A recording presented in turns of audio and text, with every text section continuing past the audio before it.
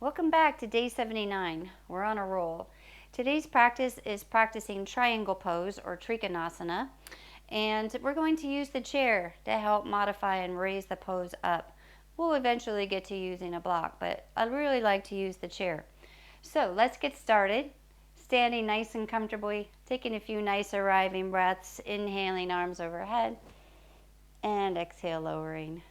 Let's do a few more. Add the head, raise and look upward.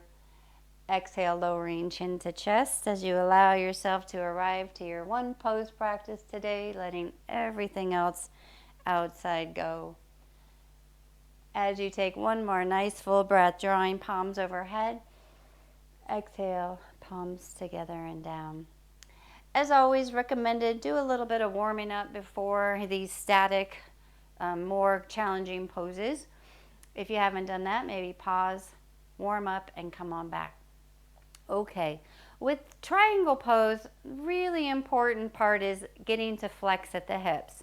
So just as an example, when we do a nice forward fold, we flex at those hip creases, pressing your hips back. So you can feel as you take your hands into the hip creases where it bends. And that really helps to, we're not just rounding at our spine to fold forward, you're folding at the hips, keeping your spine nice and neutral. The idea is the same when you come to triangle pose. So maybe let's start together.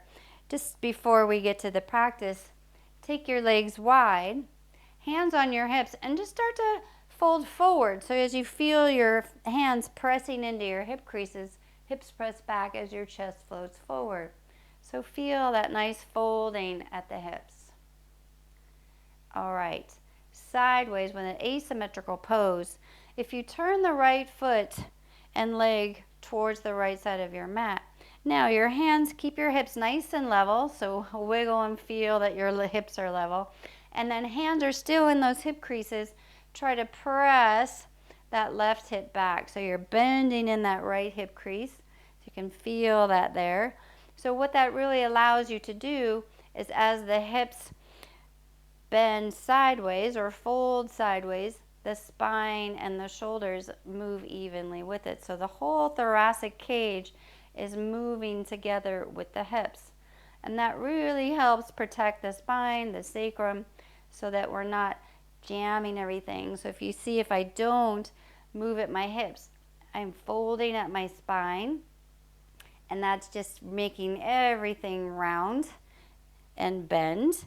And then you're also putting a little more strain on your sacrum, which is right at the middle of your hips. So we want to move everything together. So the limitation in triangle pose is flexibility, perhaps not only of the hips, but of the inner thigh as we bend to the side. All right, let me demonstrate using the chair and then we'll practice together. So I'm going to stand in front of the chair with my right leg right in the middle of the chair, and I have my backs of my legs touching the front of the chair seat. We'll step the legs wide, so that left foot goes wide. Turn the right foot and leg so it's pointing towards that right edge of your mat. And then we start. Nice level hips. I'm going to bend at that hip crease. So remember, it's like you're pushing that left hip back as you fold in that left hip crease. So an idea here to do this is we'll come into a nice warrior two, or a wide arm stance, should I say, pyramid pose. And then as I bend at that hip, it's like I'm trying to reach to something across the room without folding my spine. So I reach as long as you can, and then I bring that hand onto the chair with that hand right in line with my shoulder. Can start with this left hand on my hip because I want to make sure my shoulders are stacked, so I roll that left shoulder blade back. And then think about this right leg. You want to try not to totally press into that right knee and hyperextending that knee. Press a little bit into that right big toe mound. You might have a little soft bend in that knee, and that's okay. If you find that it's really tight, you can bend your knee a little bit and work towards straightening as you can. So we come to this nice alignment to shoulders. If that top shoulder is happy, I'm going to raise that arm a little bit out at an angle, not so much like Warrior 3. No, I'll bring it straight overhead. Sorry. Arm is straight overhead. Press through that right hand on the chair. Turn and look up towards the left hand. And we hold there. And to come out of it, you want to think about, you have a stirring on those left fingertips, and you really use the left side of the core as you reach all the way up to come on out of it. All right. Let's come in together. So the chair is on the right side of your mat. I'm mirroring you. We'll step in front of the chair seat, maybe just a little bit farther over to that right side. And the backs of your legs touching the chair. Take your hands on your hips, roll the shoulders back, and step that left foot wide. You can shimmy that left foot just so it's a little bit wider. Inner blades of the feet are parallel to start.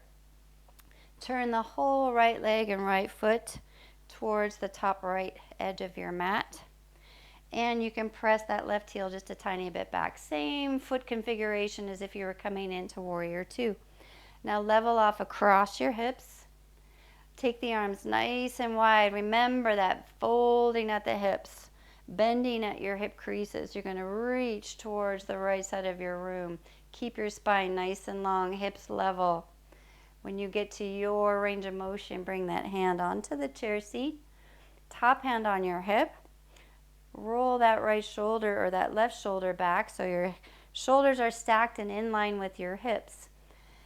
Check out onto that right leg. Press through your right big toe mound. A little bit of softness in that right knee. Really lengthen and reach that left arm straight up towards the ceiling, and turn and gently look up towards the ceiling. If that doesn't feel good on your neck, you can turn the head and look forward, keeping your head nice neutral position so you're not hanging that ear down towards that left shoulder. Holding here. Get a little bit lighter if you can on that right hand so we're not dropping down into that shoulder socket. Taking a couple nice, full, even breaths here. If you're feeling any strain in your lower back, your sacrum, gently make your way out. We'll take 2 more nice, full breaths. Now remember, before you start to quickly come out, imagine you got a string tied to your left fingertips, engaging the left side of your core. Push into the chair as you inhale, rise all the way back up. We'll bring the hands onto the hips, turn that right foot in, heel toe to step your feet together, back into your mountain pose stance. All right, let's try the other side together. We'll move the chair to the left side of your mat. Two of the chair legs are on the mat just so they don't slip. Step in front of the chair seat a little bit more to the left side. Backs of your knees are touching. Hands on your hips, shoulders roll back. Step your right foot wide. You can shimmy it a little bit wider. And then we'll turn the whole right leg and foot towards that right edge of your mat. Start with your nice level hips. You can press the right heel just a tiny bit back. Take the arms nice and wide. Now, like you're reaching for something the left side of your room, remember bending at that left hip crease, pressing the right hip back.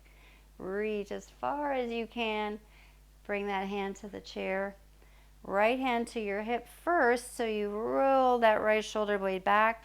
Shoulders and hips are in alignment. Check in when that left leg, notice the back of that knee. Try not to press too far down into it. Helps to press through that left big toe mound.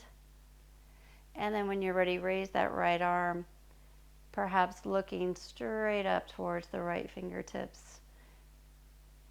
Pressing the chair away with that left hand and pausing and hold and breathe. Just remember, if the gaze looking upward strains the neck, you can look forward. Keep your head nice and neutral, lifting that right ear slightly up. Pause and breathe. Now remember, coming on out of it, you've got string tied to your right fingertips, engaging the right side of the core. Press through the left big toe, rise on up. And we'll bring hands on the hips, turn that left foot in, gently heel toe the feet together. stepping back into mountain pose. So you've practiced triangle pose using the chair, so you can do this at home yourself, practicing. Remember all those alignment cues. And we'll take a nice closing breath together. Inhaling, arms widen up. Exhale, draw your palms together and down. Gaze at your fingertips. Send yourself gratitude today for honoring your body, yourself, and all others. And I thank you for joining this one pose practice today. Look forward to seeing you back tomorrow.